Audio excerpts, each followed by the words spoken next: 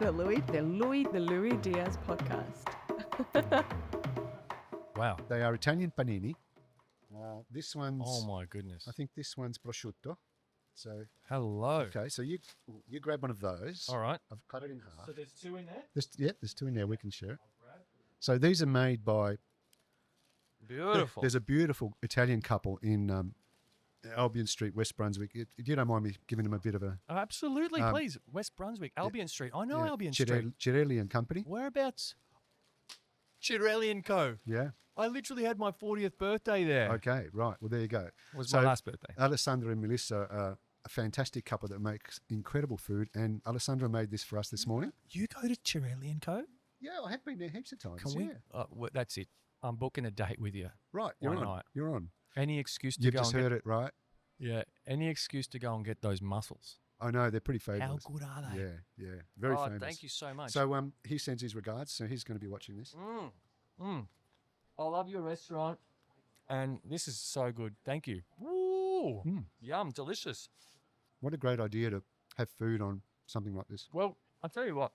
Hey, wait, because my mum would kill me if I didn't give you... A napkin. Grazie mille. Prego. And so I brought some food for our guest ones, and it was just a bit of fun. And I thought, oh, well, I could continue to be the one that brings food, but I'm a creature of habit and unpredictable, so I'd be bringing the same thing all the time. You know, I'd be going to Agatha Patisserie and getting the chocolate croissants from there. Sure. You know, and so I might have to cut that a bit out. Yeah, no, cut that out. No, Edit. I won't be cutting that out. And I thought, well, if I ask my guests to bring something, not only is it going to be unpredictable, but there's going to be a story. Well, when I heard you requested that, I thought this is a fantastic idea because it gives us something else to talk about. And also, usually I think people will I'd like to think people will bring some food that probably reflects something about them somehow, you know. So, I mean, if I rocked up with a meat pie, what would that say? I'm not sure. Well, you did say that you're Australian, made from Italian parts. I know, right? Yeah. Constructed in Australia. I do want to go back to that. Like the initial question about you sort of growing up, and then we got onto your father. I wanted to sort of talk about what it was like growing up in Australia at the time, having this Italian identity, right? Because I know Australia's been through some challenging, you know, periods in history and maybe still with, you know, racial vilification and stuff like that. It feels like your connection to music has been so strongly tied to your Italian heritage. Very much so. That, you know, as a young boy, you know, as a young man, it really would have had to be a badge of honor that you wore. Oh, I always did. I must say, at no point do I remember when I was a kid or being at school where I had any racial kind of taunts or anything. I didn't really see any of that. I'm really glad to hear that. I know it was everywhere, but I didn't really see any of that. And I was, yes, growing up in an Italian household, you always feel like, even though my dad spoke English as well, spoke like we do. So he was a tradie, so he spoke... It's wild that his English was that good. Fantastic English. But like better than other people of his same generation, I can imagine. Twice as good. Yeah. But in the house, he would often speak dialect to my mum because my mum didn't speak English too well.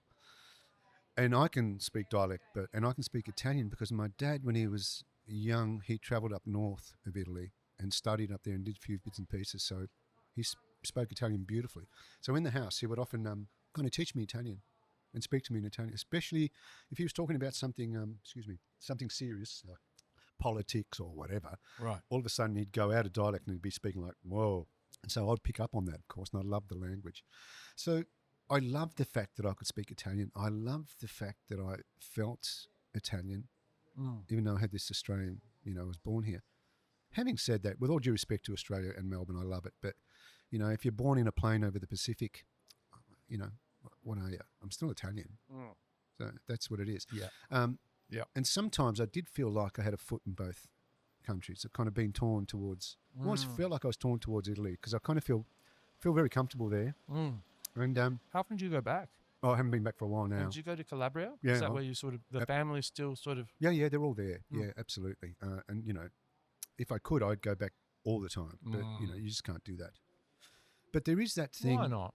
Well, just especially the past few years have been a bit tough, you know, after we came out of the pandemic and all that sort of thing. But there is that thing of when you jump off a plane and your foot hits the tarmac at Rome, you kind of feel a connection Oh, that is beyond. There's been studies done about that, you know. I'll never forget. Yeah, there's been studies done about. They're trying to find out what it is. Well, I think it might tie into epigenetics. Yep, it's all that, right? Mm. So, I mean, people are still writing papers on that. Yeah, Lucy Barnard, one of my recent guests, was her second time on the podcast. I don't know how we got onto it, but she started talking about epigenetics. Well, I actually said to her, she's walking the length of the earth, right? And I'll tell this little story while you scoff down on the panini. Give you a chance to eat, you know. Delicious, by the way. Oh, it's so good. Oh, thank you so much. And it's from one of my favourite restaurants in all of Melbourne. See, this was meant to be, man. I'm telling you. You wouldn't believe this, but last week, 2 weeks ago, my guest brought me, and I looked down, and she's like, "Do you know what this is?" And I was like, "That looks like a Basque cheesecake, my favourite cake in the world." You know, people just like... How did they know? You know what I mean? Yep. Something's happening. And Lucy was telling... I said to her, you know, I was doing some research on her, and it really felt to me like she was the perfect person to be doing this walk of the length of the earth, just because of her... this natural sort of resilience that she seems to carry, and a smile through even the most challenging times. And she said, you know, it's funny that you say that. Have you ever heard of epigenetics? And I was like, no. And I have, but I don't know what it is. Explain. And she said, oh, you know, it's a study of like that you'll get some memories in your genes that make you very similar to someone from your past, like a grandparent or something. And she said, actually, one of my grandparents used to walk. His job was to walk through Queensland and find species of some kind of animal or butterfly or something like that, or moth, just to discover moth species. He had to do this incredible big walk. And it's really interesting to me, this idea of epigenetics. I started telling her a story about how I'll be at Grilled and my daughter will text me a photo, a cute selfie just out of the blue saying, I'm at Grilled. Or the time when her mum sent me a picture of this nudie apple juice that she was obsessed with. Yep. I just happened to be holding the exact same juice at that exact same time. Yeah, pretty amazing, isn't it? And so I do really believe inherently in epigenetics before I even understood, I guess, the term, before I knew what the term actually meant. And I do feel like, when I got like that when I flew into Italy, I flew in from France. I flew in and landed in Rome and then got the train into, you know, the main train hub there. Forgot where it's called. Fiumicino train station. Fiumicino. Yeah. And there you go. And I'm wheeling out my luggage, you know, and I was like, I feel like I'm home. Yep. Something about this place. You know, I feel like I'm home. Pretty amazing feeling. I'm not even Italian. It's wild. But we talked about this. You got something going on. Federico. And there's something else. I speak to my friends about this sometimes, about the fact that I realise that I think in Italian. My thought processes I can tell they're a little bit different to the way other people kind of think out situations or problems or what have you, you know. And I say that to people all the time and they say, what do you mean? I go, I don't really know what I mean. But that's probably an Italian thing as well. I don't know what I mean, right? So your thought processes are different. You are wired differently. And also because you are being brought up in this culture. So at home, very Italian, you can imagine, you know. But then, of course, you go to school and you socialise and it's not so much. But it's not like I hung around with Italians my whole life. My whole life was spent hanging around musicians. A lot of them, as it turned out, were Italian. They had dissimilar experiences to me because a lot of them didn't even speak Italian. But it's not like I'm one of these guys that's just hung around Pellegrini's down the road and hung out with all my Italian friends. I didn't do that. You know, I was always either practicing or playing, but I still held the culture very close to me. I'm going to remind everyone what we're talking about because thanks to Eleanor, I'm actually splitting episodes up into 2 parts now. And so I reckon we're probably into part 2 now. And we're talking about Michael Cristiano. We're talking about his life really, but also his latest album, Mai Finirà. Beautiful. I nailed it. Hey, go back to part 1 and see me butcher that, people. It took a bit of practice. And we've just been scoffing Paninis. And, you know, one of the things I wanted to ask you about was the journey of being a musician. And the reason I picked up the album again is because I remember, you know, doing some research and thinking, seeing that you called this an international album. You know, I think one of the question was, did you write this for an Australian Italian audience? And you were like, absolutely not. This is an international album. And I think it's being played on international radio, It is. right? Yeah, absolutely. Which is awesome. It's fantastic. Cool is I'm that? thrilled. I'm absolutely thrilled. I'm also thrilled about the fact that, look, I kind of thought about it a lot before I did it because I've got lots and lots of songs. I've written over 300-400 songs, many of them which have already been recorded by different people. But I had enough songs, way enough songs to do an English language album. And I still may do that. But I thought I wanted to do something a little different. And I thought, what makes me different? What makes me, apart from obviously my musical skills and all that, that's fine. Just heaps of people can play and sing. Yeah. But what makes me different to everyone else? And of course, it was my culture. And I thought, I think I have to do an all original Italian album. It hasn't been done very often by Australian Italians over here. Right, yeah. And I thought, yes, that's what I want. And so I hit on that idea, and that's why I ran with the ball. Yeah. And I realised from the beginning that this is not going to be for Australia. But the beautiful thing about living in this world we live in now with social media and everything being so available is that people from all countries can listen to this and they take something from it. You don't have to be an Italian to understand it. Like it's being played in Ukraine. Germany, fair enough, they play a lot of Italian music anyway. But, in the US, I get played over there all the time. There's a big Italian community, but I think people really like the whole vibe of it. And with artists like Eros Ramazzotti, those sort of people that have kind of crossed the line from Italian music into American pop, singing with so many people he's sung with, it's now just become this wonderful music you can make in a different language, including Spanish, and people kind of still dig it, It's not like, oh, we don't understand it, we don't know what it is. So I think it's a beautiful thing. I'm really enjoying getting played across the world on so many PlayStations and on so many Spotify playlists and stuff like that. Yeah, it's been fantastic. That's great. And so, what's touring looking like? Oh, look, well, the big plan, of course, is to go and do some shows overseas, and that's what we're working towards. In the meantime, there are quite a few people in Australia that run the big Italian festivals and stuff that are reaching out. Yeah. I don't know how that will eventuate, but the idea is to get over there, really, that's the big plan, and keep recording.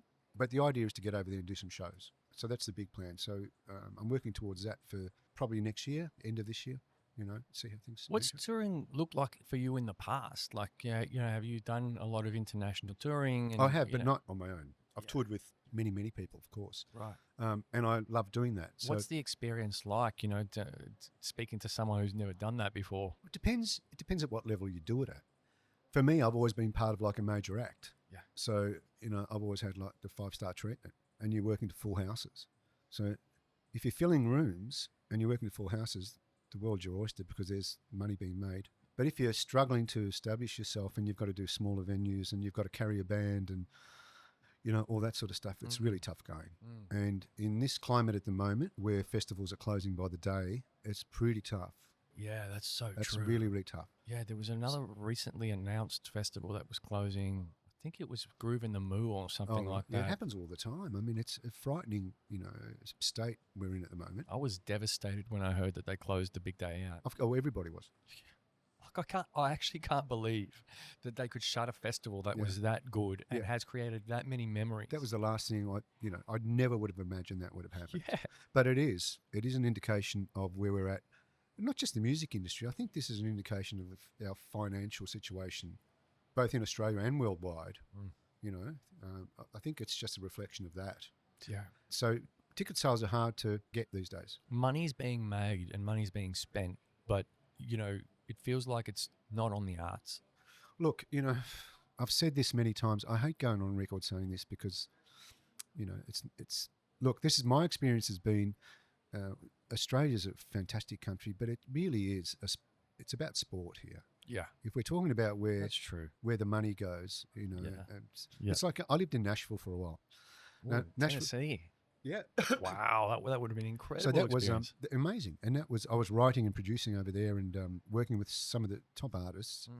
That was an experience in itself because at that time, and still is, songs and music in Nashville is almost the currency.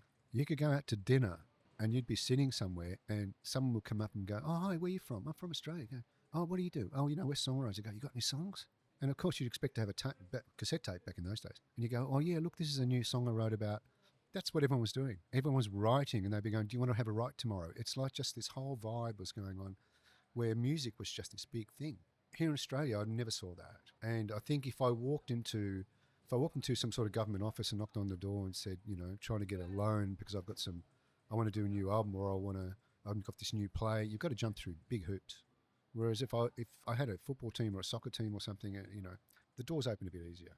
Yeah, right. And I understand that. That's not a reflection on Australia. It's just what we are. We're a very young country. So we don't have that musical culture history that Europe and to some extent America does. So it's very difficult here, very, very difficult here to get that sort of support, Look, I agree. Like, I agree with all of that.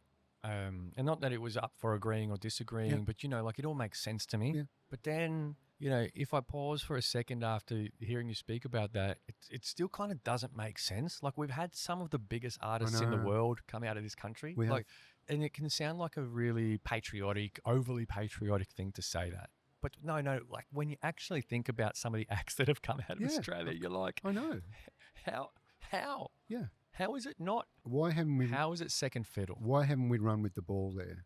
We've got some incredible talent, some great bands. I'll leave it here actually with that, because my take on it is that it will always forever continue to be a struggle because of the commercial viability of touring in Australia isn't the same as it is. It's not.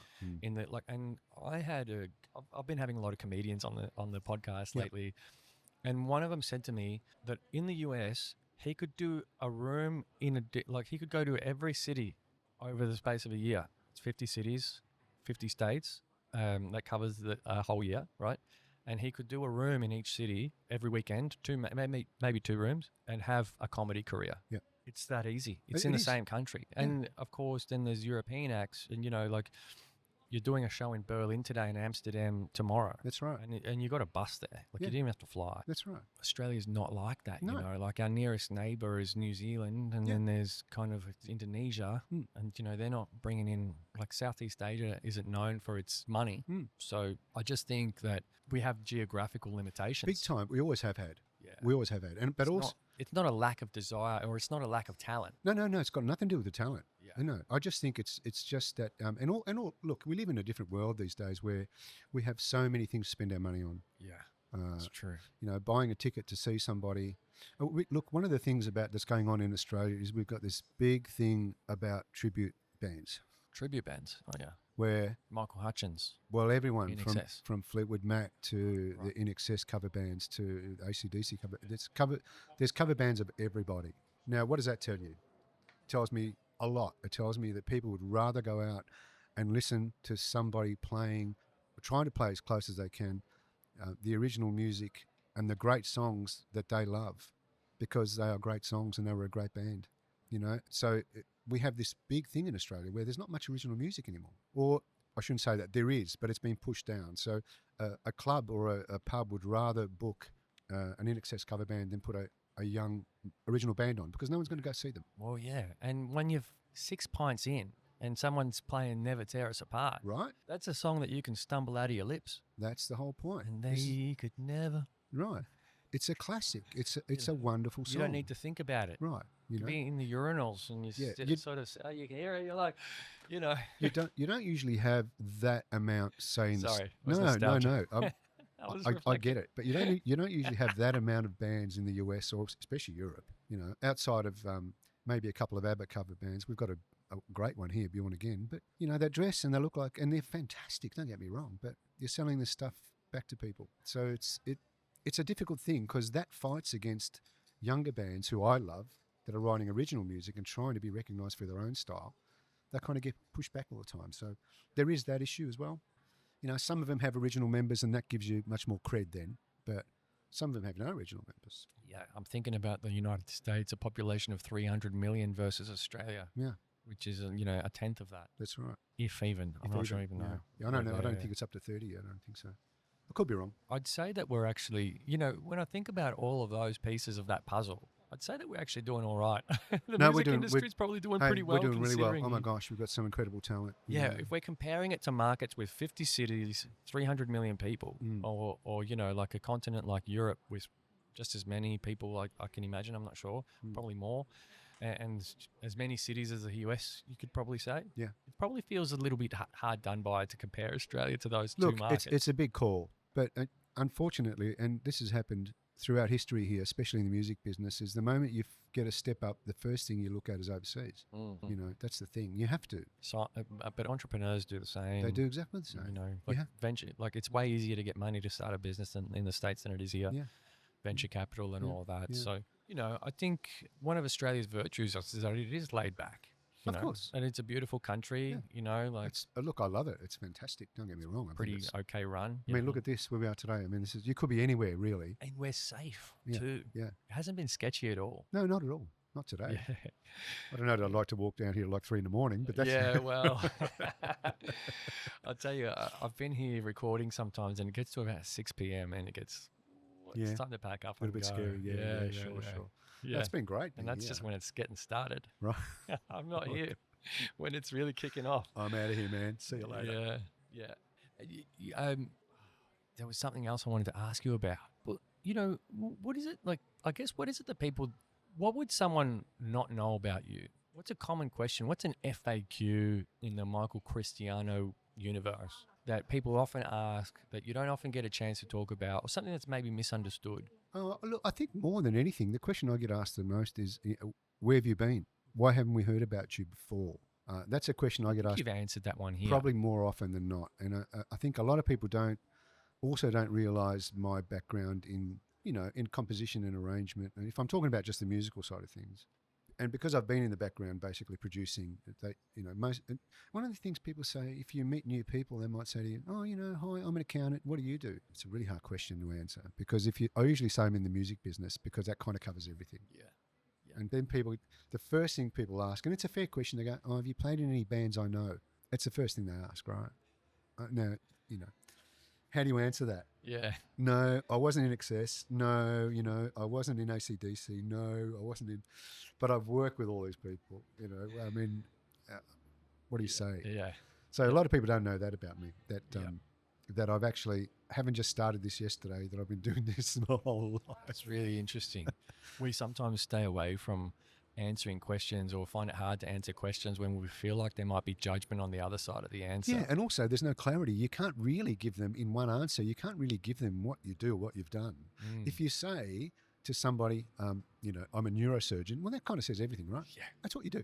You kind of already know the guys. Have you saved anyone's life? I know. Right? Yeah. Right. Do you work on brains? Yes. Right.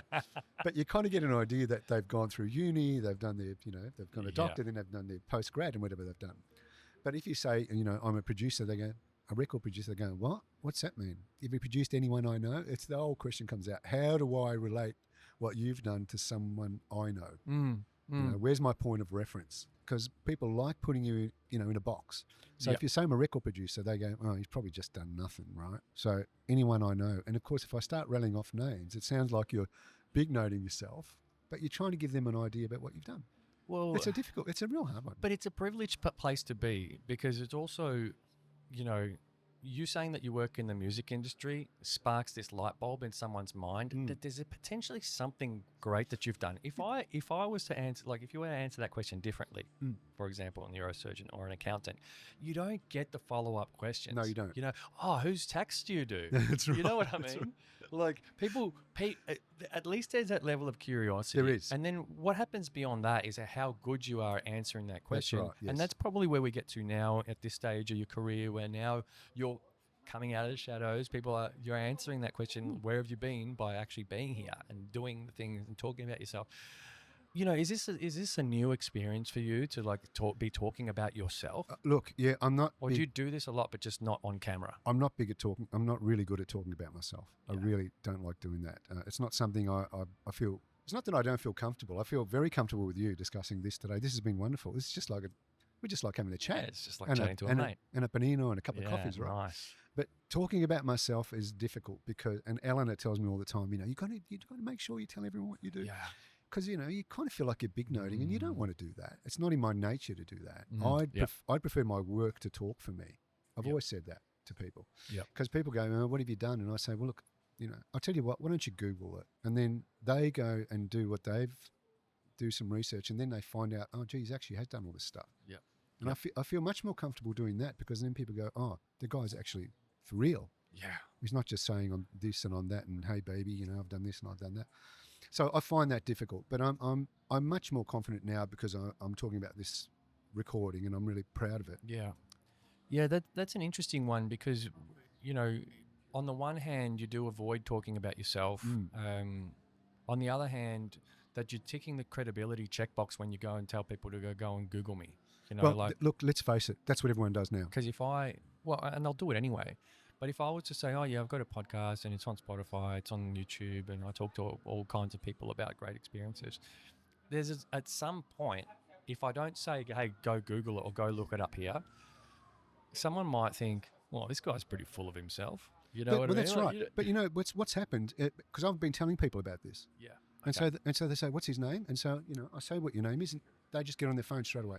Right. Oh, got it. Google him. Straight away. Right? I'm sorry about my past. Don't look up anything pre-2012. Yeah, that's right. It's been erased. But yeah, it's an interesting sort of topic that I do want to discuss is like, and so I'll follow up actually. There's these two really great books that I bought back in 2012 actually, in Googleable history. I found this book in a Sydney bookshop called Steal Like an Artist. It was written by this American journalist. He used to write columns for the New York Times or something like that. But he was quirky, he was artistic, and he wrote this book called Steal Like an Artist. And the whole point of Steal Like an Artist was about like, hey, don't have to reinvent the wheel if you're a musician or a painter or whatever you are. You know, like if you're stuck and you don't know where to begin, you've got a blank canvas. Well, why don't you look up who your influences are and just try and copy what they do? Yeah. Which is really relevant because, you know, the Beatles and the Stones were both cover bands at one point. Yeah. Right? Yeah. So we all know that. Yeah. But then he released a follow-up book like 2 or 3 years later called Show Your Work. And the whole premise of Show Your Work was that, I realized after writing Steal Like an Artist, which was a bestseller, all these people were stealing like artists, but were still struggling with something. There was still something missing. All the work that they were producing was brilliant, but they were missing some element. And he realized the element that they were missing was the ability to talk about their work and show off their work. Yes. And it's a challenging part. It is. Of course it is. You know, and I think one of the things that he covers in that book is like unfortunately, your work won't always speak for itself. It just won't. It just can't. We have to learn the skill to be able to talk about our work. It's something I struggle with. Yeah. We all do. We all do. But I think someone in your position, when I think about someone in your position with your career and your experience and everything you've done, there's people that want to hear it. Yes. That's probably the flip side of maybe the difference between you and me. Like I'm just maybe an up and coming podcaster, whereas you have got decades of experience working with some of the biggest acts around the world. Yes. But you're right. You're absolutely right. I think it's people want to hear it. It's important to realise. Yeah. I mean, I get told that all the time, and so I now I really enjoy things like this because I can talk about myself, and I know people are interested. Yeah. So I think if you've got to have something to say. Yeah. You know, have I got something to say? Why have I done this? Why am I doing this? It's, you know, I feel like I have to have some sort of reason. And so I feel much more confident about that now. Yeah, I don't have an issue with it anymore. Do you have any kids or grandkids or anything? Okay. No. And so imagine... no grandkids, no. Imagine go back in time. Okay, well, no. I had to work that out. Kids, that was a dumb question because if you don't have kids, you don't have grandkids. Is that a trick question? I'm not sure what he said there. That was silly. Anyway. I do silly things from time to time. I ask silly questions. People answer them pretty well, though. I know, it's good. You answered it really spot on. Thank you. No to neither of those. No. But let me think, yeah. But, I mean, let's just say that you were able to get in a time machine and go back in time and see young Michael, right? Yeah. What's the difference between you talking to young Michael, you know, back when you were about 10 years old, to talking to a 10-year-old today that's looking at, you know, getting involved in the music industry? You know, what would I say? Yeah, what would you say? Well, I get asked that a lot, funny You enough. do? Yeah. I don't get asked. I'm unoriginal. Yeah. I'm unoriginal. No, I don't get asked to speak to young Michael, but I get a lot of people that will come to me saying, you know, my son or my nephew is an up-and-coming musician, songwriter. Of course. Can you help him? What advice can I give him? Yeah. Wow, that's a really hard one. And it really always comes down to, does he have the gift? Does he or she have the gift? Yeah. Are we talking about talent versus work here? Both. Okay. They Both. need both. You need both. To me, the real talent's in the work. If you have got a gift and a talent, you need to cultivate that. Yeah. And I think it's also about Yeah. don't give up. That's the hardest thing of all. That is the hardest thing of all. I've taken so many hits. You were talking about before, in your life, you've had ups and downs. We all have. Yeah. In the music industry, we all have. We've had you've got so many hits. You've got to have a really thick skin. You've got to believe in yourself and know that you're going to get somewhere. Having said that, without sounding all esoteric and spiritual, there is a sense that something is kind of moving you sometimes in certain directions. You feel like you're on a bit of a journey. Sometimes, you feel like you're getting pushed to one side, but someone always kind of pushes you forward. And I've always felt that. Propelled A little bit. by some universal benevolent force. What is that? Is that because, I've put in all the work and I keep researching and trying to get better and, trying to, increase my network musically. I'm just talking about professional now. Yeah. Increase my network musically, so that I get better at what I do and more people hear about you and so doors open and all this sort of stuff. But having said that, I've had a lot of doors closed too. But, my theory is a door closes on you, you kick it down. It's a bit like that.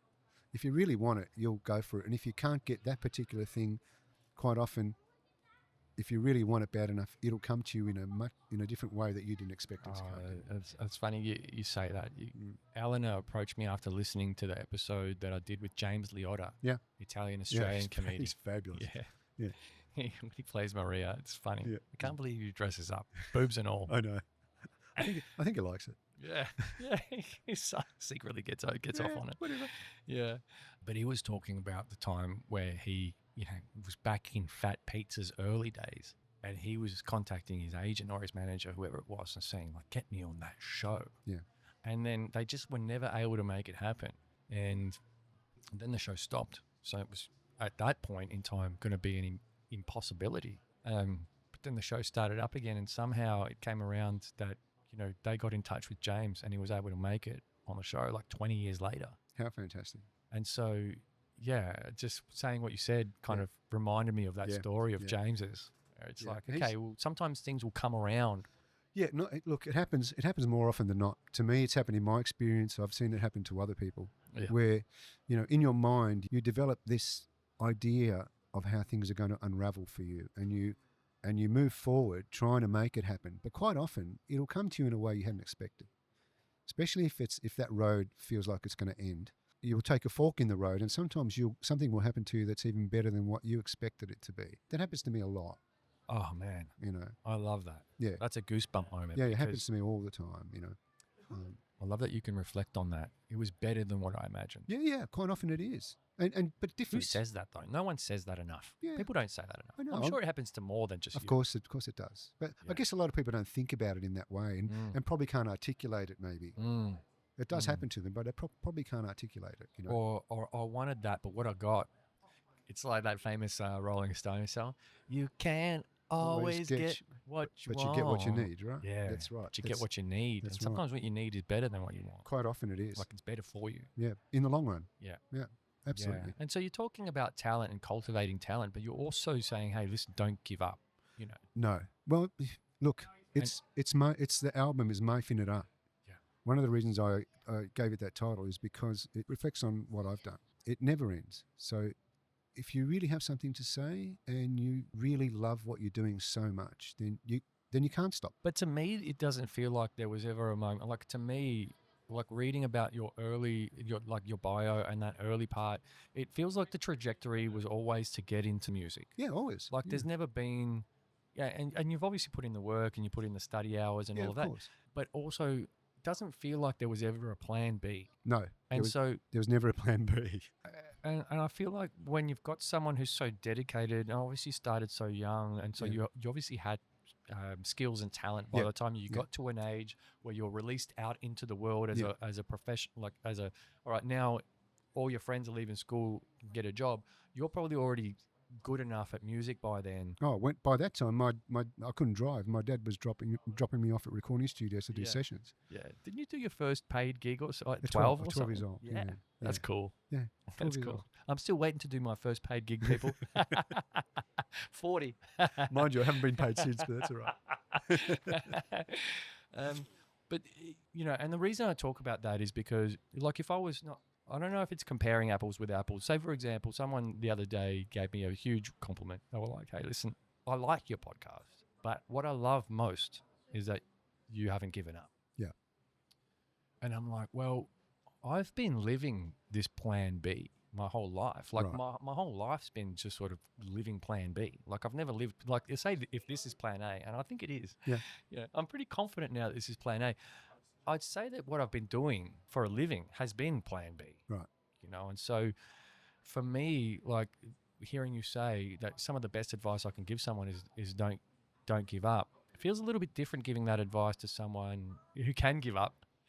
No, I agree. As opposed to someone who like you, who's like giving up has never been No. even in the close to your sphere of thinking.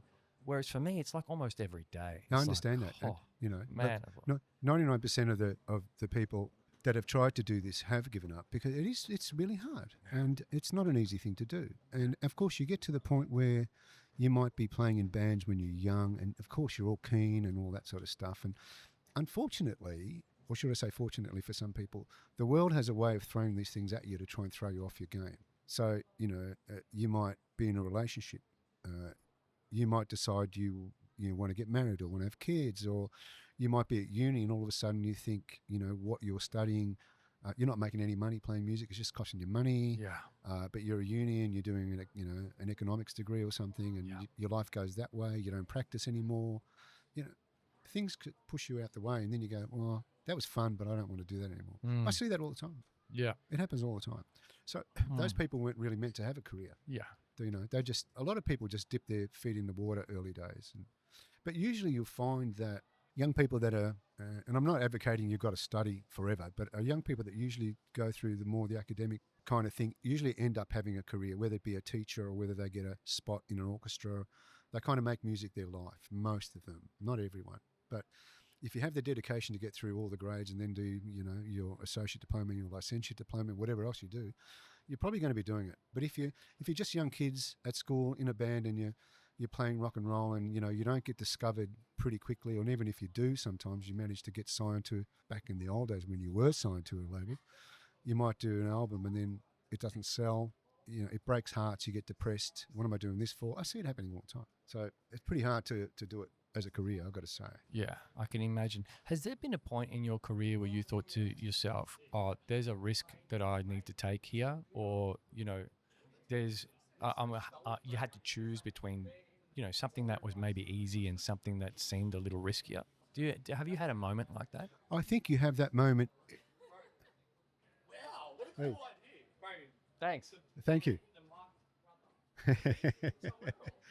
Check it out. Make sure you watch it. Oh, okay. Okay, just on the 360. I love it. I love it. Can you take a photo of it? Yes, right, yeah. Thank I'm you. a photographer, so I got you. Thanks. Let's do it. Thank you so much. Thanks, guys. This is the best marketing. So good. This is the best marketing I've seen, bro. Are you always here? Often. Yeah, man. All right. You're a good man. Thank you. Thank you. What's your name? My name's Temps. Nice to meet you. Hey, Thanks Tex, for the Michael. photo. And you look so stoic doing that. I like how no one's disrupting you. It's like It's great. It's beautiful, isn't it? really good, bro. Good energy. I love it. Thanks. Thanks, Okay. guys. Hey, thank you. Nice. Thanks for dropping by, Louis. Louis, I'm Johnny. Michael, hey. Nice to meet you guys. Nice to Take meet care, you. guys. See you later. Isn't that fun? Oh, I love that. Don't you love that? I got some nice photos of How us. cool is that? Yeah. Oh, look at us. I'll send these to you and Yay. Ellen. Oh, no, that's not a good. I wasn't smiling in that one. Uh-oh. There we Photoshop. There we go. There's one where I'm smiling. Yeah. AI. AI, right? Photoshop. The new generative tools in Photoshop. Fantastic. Yeah. Just put some teeth there where I'm not smiling. No, okay. Yeah. Back to my question. Okay, here's the answer to that. I'll tell you what, in my experience, you kind of feel a little bit like that every time you're in the wings about to go on stage. Really? Well, that's the kind of nervous energy you get, you know. I've just done a run. One of my jobs is I'm the I do all the graduation ceremonies for Deakin University. Yeah, right. And I have done for years. And what that entails is, apart from a big performance piece at the end, Yeah. which is a big production number with me, and I've got singers, backing singers, I've got a didgeridoo player, the whole box. And Wow. big production at Costa Hall in front of, I don't know, is it 1,500 people every time? Yeah. It's a big, big thing. But apart from that, I come out and play 20 minutes to half an hour of just solo classical guitar. Just solo. So you walk out to a little stall on, a stage in front of 1,000 to 1,500 people. Yeah. And backstage, you often feel that where you go, what the hell? What am I doing? Yeah. Is this Am it's I a bit scary? Am I supposed to be Am I here? yeah. You still Oh, get that. That imposter syndrome feeling. Yeah, you still get that. I think That's it's important. crazy. That little edge is important. Yeah, that okay. little edge. And then you push it out of your mind. And the moment you walk out with the guitar and you take your seat and you put the guitar on and you play the first notes, you're back in your space. I belong here. But a couple of Yeah, times I've okay. had things like the first platinum album I produced was for the Seekers. And that was back in early 90s. A platinum album for those is an album that's sold. So, then it was 70,000. Okay, what is it now? I don't even, well, I think it's still the same, but no one ever gets in it. Well, there's no album sales, so it doesn't really make any more Doesn't sense. it? Doesn't work anymore. But back then, That's a flex. right? Yeah. Hey, we've Yeah. sold platinum. Yeah. Hey, you've streamed. Yeah. But back then, they approached me to put it together for them, and I hadn't worked on a major album like that since. So, yes, it was a scary moment where I just thought, gee, can I do this? Yeah. Or can I? What was the biggest thing you'd worked on to that Well, point? that was the first major Really? release for EMI, and of course it went crazy. So they were taking a risk as well. Well, they didn't think so, but to their credit, God, they just thought I was the bee's knees. They loved what I did. And Judith even went on record saying that I was the only guy since Tom Springfield who produced the hits that actually gave them their sound. Yeah, I read I that. don't even know how I did it. I would just stay true to them. But that was one of those moments where I went, God, can I do this or not? Quite often, they're the ones, you just jump in the water. Just jump in. I kind of knew I could do it, but it's scary. So, yes, you get those moments quite often. Can I go out and play just classical guitar and entertain thousands of people just on my own? Yeah. It's scary. Yeah. Well, Yeah. It is. Okay. But I can do it. It's kind of good to hear. Yeah. It's good to hear that you've still got that sort of humility in your approach. Every day. Yeah. Every single performance is the same. It's one of my favorite things to talk about. It's humility. I don't think we talk about it enough. I think you'll find that most artists, especially the ones I love and admire, I think they all feel that a bit before they go on. It's that edge you need to have, and I think if you're overconfident, then you're not really performing to your best. You've got to have that. Humility is the word. I think that's what it is. Yeah, that's interesting. You know what else I was thinking about just listening to your music? I was like, there's many layers Yes. of sounds. Yeah, I'm a layer guy. Yeah. Yeah. Okay. Yeah. You're a layer guy. I did go for that particular sound on this though. Right. Yeah. I mean, yeah. I don't always do that. Sometimes it can be just simple, very, very simple. Really? But for this, I had a sound in mind, and so I wanted him to sound like that. So I went for that vibe. When was the last time you recorded just you and the guitar and nothing else? I'm talking in an acoustic. Oh, you mean and released? Yeah. Well, recorded was the other day. Yeah, and released. Released, I haven't had really. I don't think I've had anything out apart from Marusha's recording. I'll Never Find Another You. That's just guitar. Is that just guitar? That's just guitar. Are you sure? Yeah, I'm pretty sure. Oh, I'm asking you to be sure. I'm pretty sure. I was pretty sure there was more than just guitar there, but there was two voices. There's two voices. And they were It's both her and me. Very melodic as Yeah, well, so yeah. it's kind of hard to.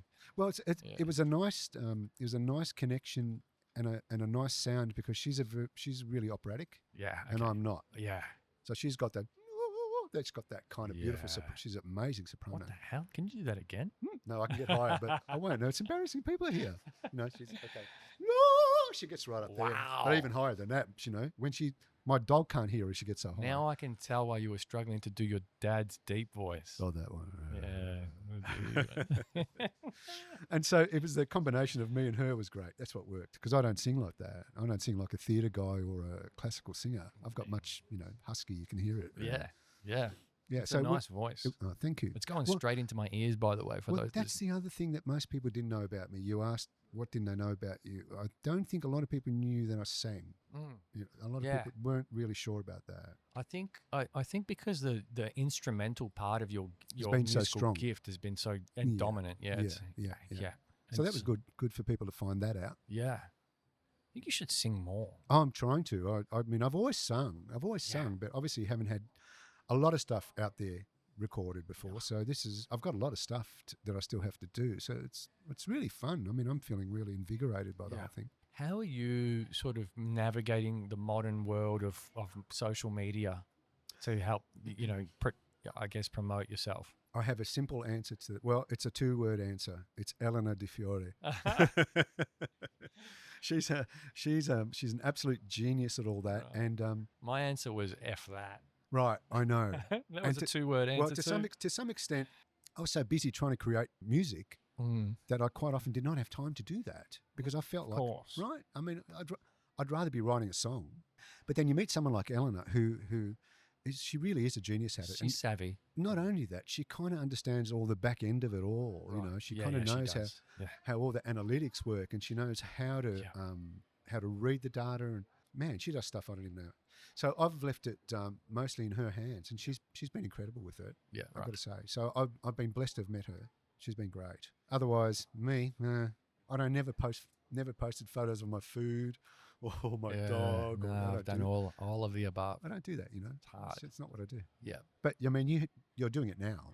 Well, I guess because so many people know about this, so it's obviously happening, and more people are going to find out as you do more podcasts, I guess. Yeah, I guess. Which is fantastic. Yeah. But I look at that world, and I go, oh, well, let's just say Instagram or TikTok, whichever platform you choose, the short form platforms. I go, people go to those platforms and it feels like they create their brand on there, and so they create their brand with the limitations of, let's just say a reel can only be 60 seconds long or a short, 60 seconds long. Their brand becomes about 60-second videos and things. Like I came to this podcast because I just liked talking to people and telling their stories, and I get so much value from talking to someone. I feel like I walk away from so many conversations, even with like a barista, feeling like a little wiser, or like I've been given some key insight into something that I would probably never have gotten the insight of because I chose to live a different life experience. But that insight kind of helps me to reframe the way I think about things on my path. That makes sense. Well, it does because don't forget it works the same way for me because I don't often get to have this experience in an interview format. This isn't an interview at all to me. It's just chat, chinwag. This is just two guys talking. Louis Diaz chinwags. Right. It's not there's set questions, and everyone has. They're mostly set questions. Yeah. Okay. And so what happens is when you get set questions, you kind of have set answers. Right. Yeah. And so I've done so many interviews, and then you hear some of them back, and you say, "Oh, I said the same thing I did last time." But of course you did, because the question's the same. How, no one kind of just lets you talk, or no one asks you a question and go, "Tell me about yourself." It's always very pointed questions about the album, or and so it never feels. So I get to learn more about you as well. You see, this is what's happening. Well, it's great, and like I feel like that journalistic approach is there's an agenda. Like we need to talk about your album. We're limited for time. That's right. Yeah. Whereas people might ask me, like, "What's your agenda?" Like, what do you? I would say I have no agenda. But then I'm like, well, that can't be true because like, why am I even doing this if it's not for some reason? And then I thought, well, I despise the idea of coming with written questions, and the reason is because I love to uncover the natural insights it's that someone's willing to share. That's right. You know what I mean? Like if I ask you a direct question, you're going to be inclined to answer that direct question with a direct answer. But if you and I just have a chinwag, you're going to tell me stuff I didn't expect. That's exactly that stuff's going to be important to you. That's right. As well. Yes. Like you want to share this voluntarily. Yeah, of course. Yeah. And it's some of the best stuff. And it's stuff that a question I could have derived maybe and never would have extracted from you as well. And so like I love having chats like this. Oh, it's marvelous. I've had a great time today. It's been fantastic. But I guess going back to the point about the social media side of it and in relation to this, because you were like, you're doing this. I'm like, well, yeah, I guess I kind of have to do this, and I'll cut shorts from this episode. Yes, of course. but none of them will be, I'm not going to optimize anything. No, I understand. For like the platforms. Sure. And I think that's kind of, I think for you, like if I had to go, all right, if I was Michael Cristiano's social media advisor, I'd be like, what could you share? I'd be like, the only thing you could share is like your process, more of your process. You know, what is it like, where do you start to write a song? But that's what this... Is it like pouring cornflakes into a bowl? Kind of. Yeah. It's exactly like that. It's like, I remember this interview I saw with Sting. I'm a big fan of his. And someone had asked him the same question. And he said, I walk into my office or wherever, and he puts down a blank piece of paper and a pen, and it's blank.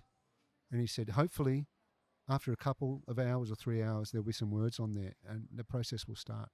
We don't really know. Sometimes, millions of people have talked about this. Sometimes you can write something in 5 minutes. Sometimes it takes you much longer. I was working with a girl called Donna Fisk, who I'd recorded some country stuff with back in the day. And we were approached after someone saw us at a gig. The head of Channel 7 Sport approached us because they needed a new song for the AFL. And they saw you at a gig. They saw me at a gig. And he rang and he said, look, we need a song about blah, blah, blah, blah, blah. It's Friday night football. I swear to God, I reckon we wrote it, I don't know, it would have taken 20 minutes. Right. And I had it to them that afternoon. I recorded the demo. Donna and I sang it. And by that afternoon, Channel 7 had it and they went, we love it. Let's run with it. And then you said, pay up. Right. And then we said, pay up. And those were the days when you could get some money, right? So sometimes it happens that quickly. Sometimes it doesn't. Nice. I work with Mike Brady, who people might know, wrote Up There Kazali for the footy. Great singer, great songwriter. And he's one of these guys that can just write a song in 5 minutes. And sometimes it takes him 5 months. And most of the songwriters I've met are like that. And we're all the same. Depends what the inspiration is, depends what strikes you, what vibe are you in. Have I come up with a great guitar lick? Quite often it comes from the music too. And then you kind of start fitting lyrics to it. It doesn't always come from the lyrical side of things. I know on your next album, if I see a song called Chatting in a Laneway. I know, right? I mean, you know what it is. Yeah. Yeah. I know.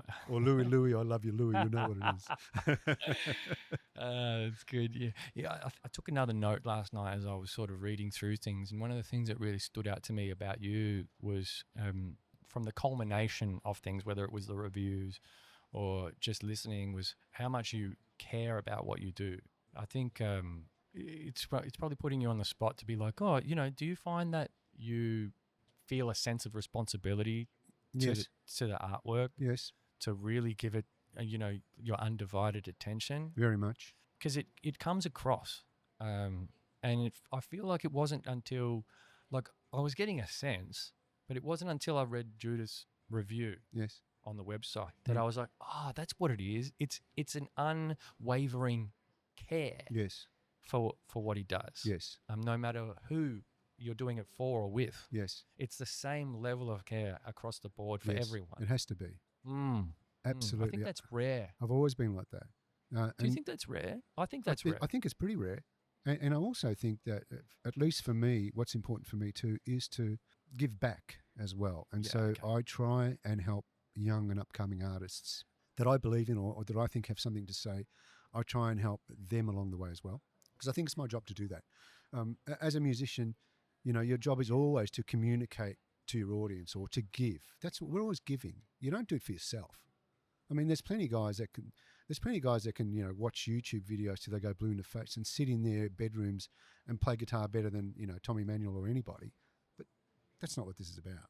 Music's never been about that. So I feel like, apart from giving back musically, I like to give back to people and to the industry in general, if I can, to kind of help things move along. And also, because I really believe that there's still so much to be done. Yeah. So many things that people still have to say. And so if I can facilitate that, great. Yeah. Yeah. I'm not selfish about that at all. And I've made wonderful friends and connections by doing that. Yeah. I'm not driven by the dollar. I never have been. And I think if you begin doing something because you love it and you're not motivated by the financial thing, that'll come to you at some point. And if it doesn't, it doesn't, But at least in your soul, you feel pretty good about stuff. Yeah. I can relate to that side of it. I tell you what. Of course, I get it. Yeah. Yeah, doing this is fun. I'll tell you, I wouldn't be doing this if it wasn't fun. No, And that's right. I'm glad you've had fun. That's I've had lots of fun. yeah. I've had the best time. I think the overarching thing about this project, because it's not an economic choice, it's not a financially motivated one at the moment. Hopefully, it turns into one. But is that I wanted to do one thing. I needed to make it fun for myself to make the work worthwhile doing, because there's a lot of work that happens in post to But to get it together, yeah, to get this to make this live so people can view. Sure. But also, I wanted to make it fun for my guests. And honestly, I can tell that you've had a good time here today. I've and had a I've ball. had such a great time. Yeah, it's been great. You and I just met. Yeah, I know. I feel like I've known you like 100 years. Yeah, well, I feel like I've known you for a long time too. Like you've definitely filled in the gaps from obviously maybe you Googled me or Eleanor told you about me, but I got a limited things from researching you as well. I got limited info from researching you, but then like the meeting means like we get to fill in each other's gaps. That's right. I mean, we've all done. Who are you? We've all done our due diligence, but this is a totally different thing. Yeah. Because you connect on it, and the moment I met, I knew this was going to be fun. Yeah. Oh, I'm great. Yeah. Thank you for the coffee. Thank you for taking the time to come and chat with me today. Oh, and thank making, you for having me. Episode 63. How cool is that? Yeah, I know. I love it. Thanks for having me on, man. This has been so much fun. Yeah, we're still so young and early on this journey, and I feel like to have the opportunity to talk to a career musician is like, whoa. Yeah, thank you. Yeah, Thanks very much. Congratulations on the latest album, and I'm really looking forward to you bringing one out in English, so I don't have to sort of read between the lines and make up my own narrative. Okay, I'll make sure I do it then. Yeah. And Louie in the Laneway. Yeah, I'll be keeping an eye out for that track. Yep, that'll be. I feel like it's going to be a kind of bit of a dance track, that one. Paninis. And you and I need to post recording. We need to sort out when we're going to go to Cirelli's. You're on. Absolutely, yeah. You're on. Absolutely. Well, Michael Cristiano, thanks so much for being here. Thank you to the audience for sticking with us. If you enjoyed this, share this episode with friends, like and subscribe, as they say on YouTube, or give us a review as well. You can do that on Spotify. I'm on 29 5-star reviews. Wow. 29 5 out of 5. I did know that. Yeah. 5-star. 29's a weird number. Can we just get it to 30? Someone get it to 30, please. Michael Cristiano, thanks so much. Thanks for having me, Louis. Thanks, mate. Awesome. All right. That's it. That's Clapped it. out. Fantastic. Amazing. Thank you, man. Oh, thank you. That was so much fun. Did you enjoy that? That was great. Oh, I loved it.